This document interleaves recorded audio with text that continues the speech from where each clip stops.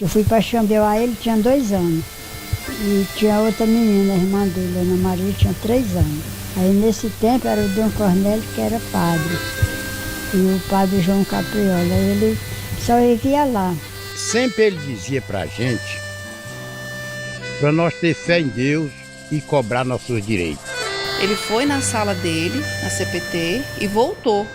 Foi quando nós escutamos os balaços. Como a gente tinha problema de toda sorte aqui de perseguição, era perseguição da polícia, perseguição da justiça e perseguição dos fazendeiros e pistopeiros. E tinha feito uma opção assim fantástica pelos pobres mesmo, que foi o que levou à morte dele. Para mim o Josimo está aqui. Ele está do meu lado, para mim que ele está aqui.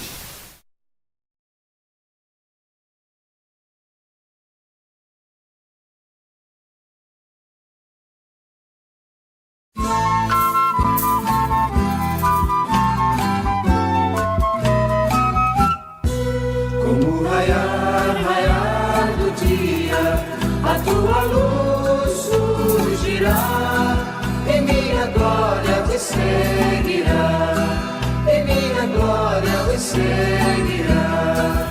Penitência que me agrada é livrar o oprimido das algemas da injustiça, abrigar o desvalido, repartir comida e roupa com faminto e maltrapilho. Como raiar do dia, a tua luz surgirá, em minha glória te seguirá, em minha glória te seguirá.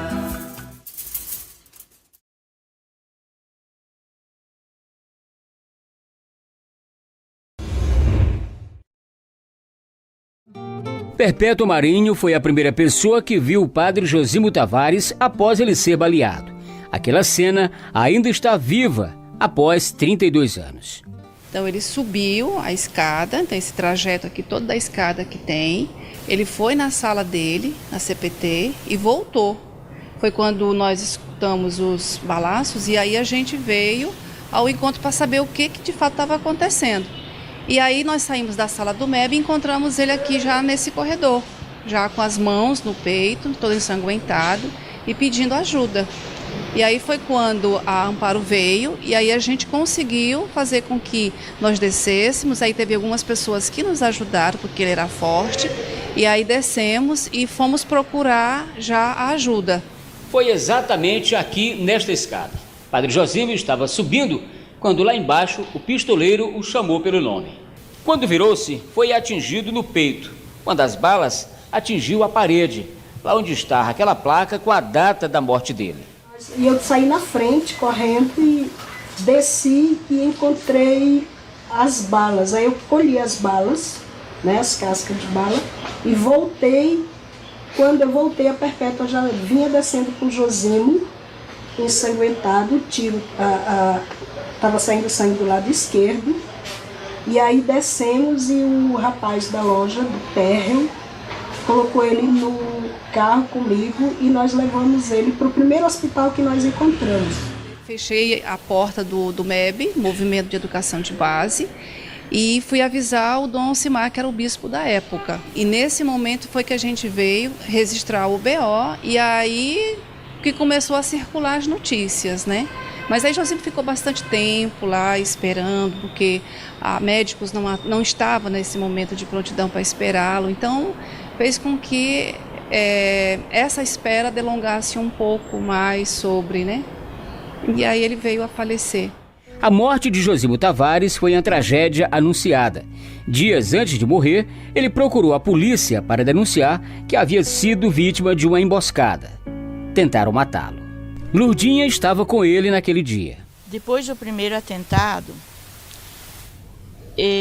eu senti que ele começava a perceber a morte mais perto. E a gente gostaria muito que ele saísse de lá, porque o cerco estava muito apertado. Eu vim depois disso para Imperatriz uma vez com ele, que a nossa sede era aqui. E ao retornar, nós fomos parados em Agostinópolis, no Axixá, por trabalhadores, que não era normal alguém vir parar, né? Eles pararam e disseram, principalmente no Agostinópolis, com muito medo, tremendo de medo: por favor, padre, vai embora agora. Você não quer morrer? Então vai embora agora, porque você precisa viver para nós, não morrer. Os pistoleiros estão aí no hotel, nós sabemos, mas não diga nunca que nós falamos isso para você. Vai embora, não vai agora para São Sebastião, vai embora agora. Foi uns dias antes da morte dele. O Josimo estava correndo risco de vida e eu tive que viajar. Mas quando eu cheguei na rodoviária velha aqui em Imperatriz, ainda encontrei um amigo meu de Araguaína e eu chorava e falava para ele. Ele disse: você quer que eu volte, Lurdinha? Vamos lá. Eu disse: não, mas eu tenho esse compromisso em Wanderlândia, eu não posso faltar. Eu já liguei para Amparo, Amparo vai estar lá. E eu fui. Mas quando chegou meio-dia, parou no Estreito o ônibus.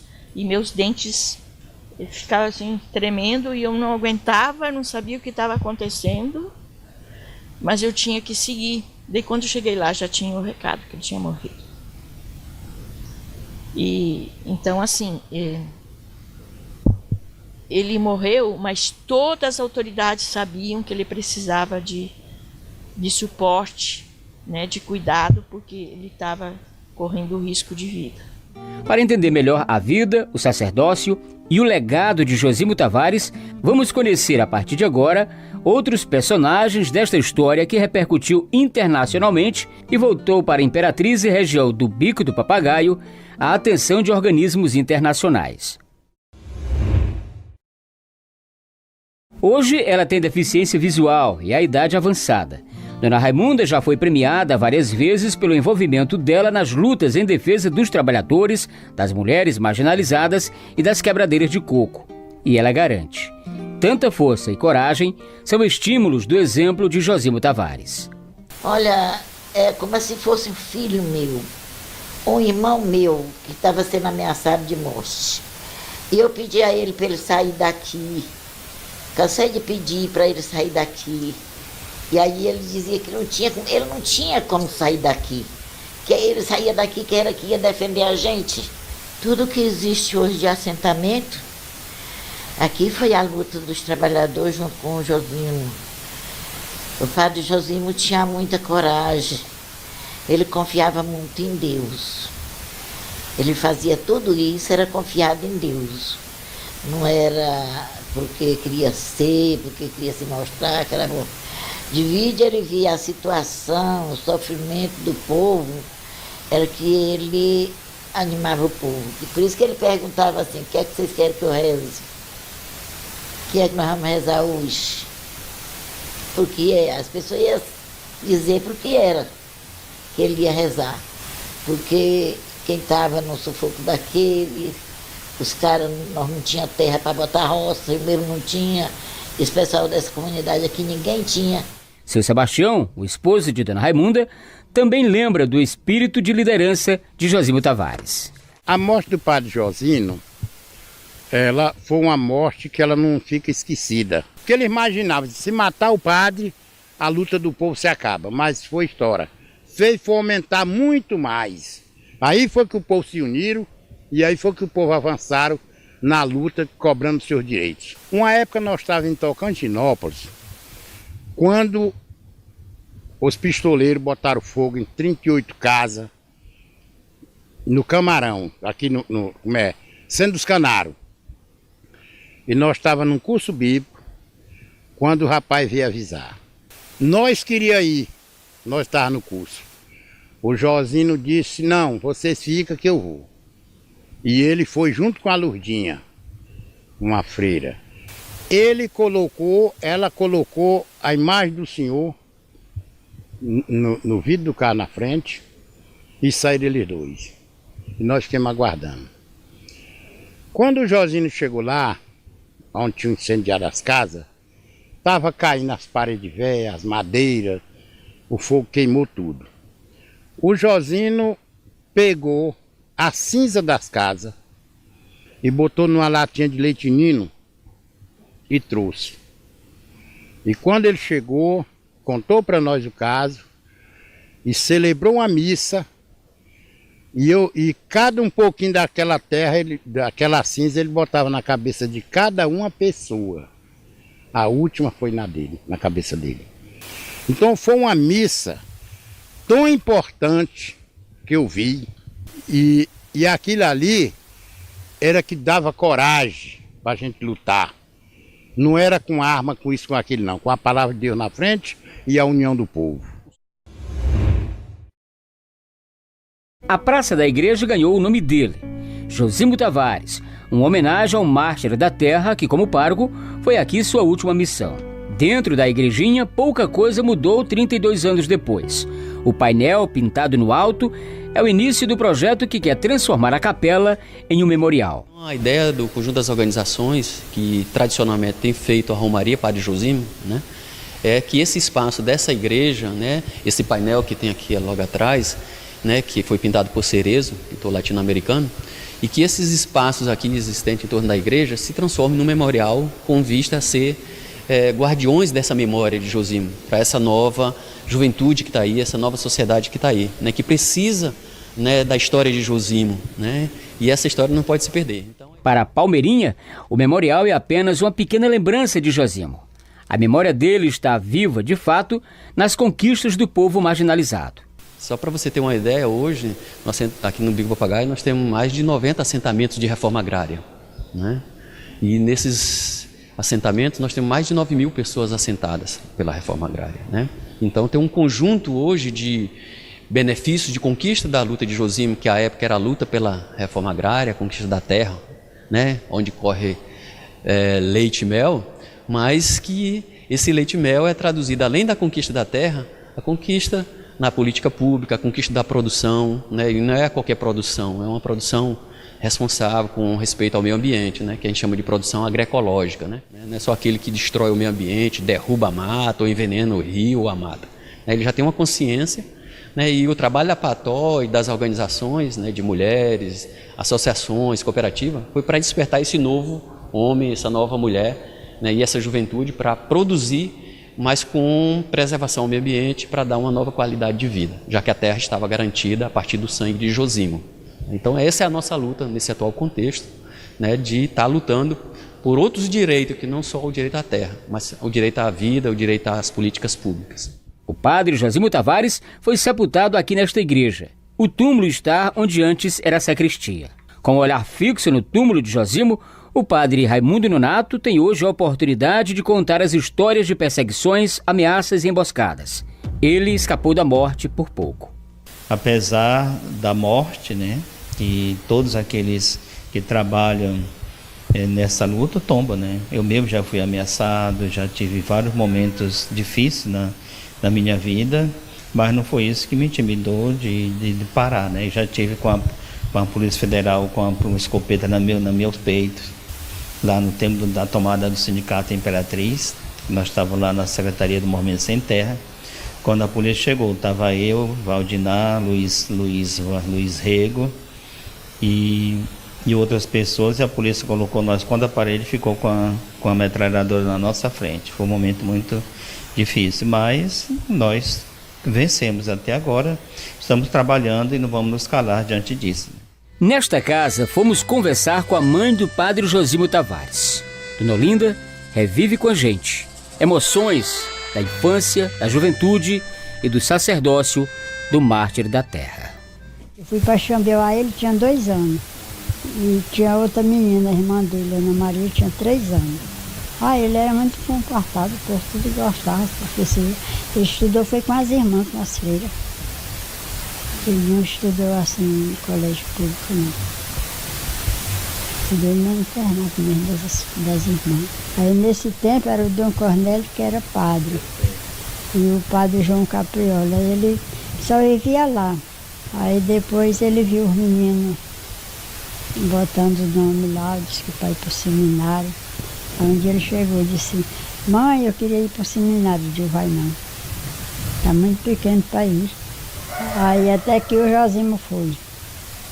Aí levou o Padre João e ele levaram o menino. Eu falei para o D. Cornélio, ele disse, não, ele vai vir, vem carta, vem notícia, você não vai ficar longe dele não. E todas as férias ele vem. Aí ele vinha no meio do ano, vinha no fim do ano. Aí quando ele ia para um lugar ele escrevia. Aí depois o Cornélio viu que disse que ele seguia a carreira. Aí ele disse, Dona Helena, não precisa mais. Deixa o Josinho, fica por nossa conta. Que eu já conheci, que ele vai seguir a carreira de padre. Aí não precisa a senhora mais se preocupar com ele, pode deixar. Foi o padre Zé Vicente que ordenou ele. Aí foi muito animada a ordenação dele, foi muita gente. Essa luta dele, ele entrou, mas ele não gostava não. Que ele procurava, disse, mãe, é bom eu ia, eu digo, não é bom não, porque é uma coisa certa, mas é muito perigosa, que depois isso aí termina o negócio dessas lutas, aí depois termina ficando só, disse, não mãe, fica não. Aí que não fui nem no enterro dele. Aí a Noeli, que estava lá perto, era minha vizinha, ela que cuidou de mim, tá? Aí o domingo, o irmão do Carlinhos disse, não, nós vamos levar ela para casa, porque já está desse jeito. Aí passei o tempo todo, fui tomando soro, não vi mais nada.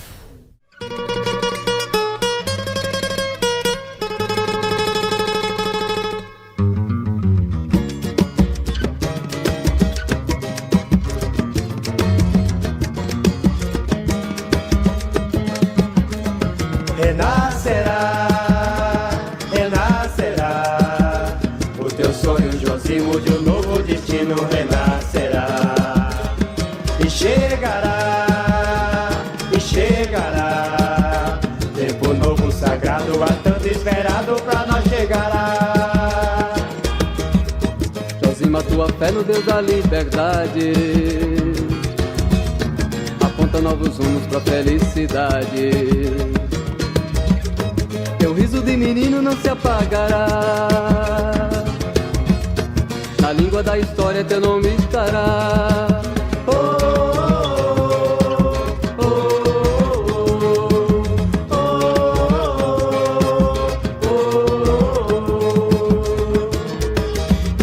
oh. O teu olhar de mate no meu coração, teu sonho de poeta na minha canção. Teu grito derradeiro apressando a hora, rasgando a nossa noite e anuncia a aurora.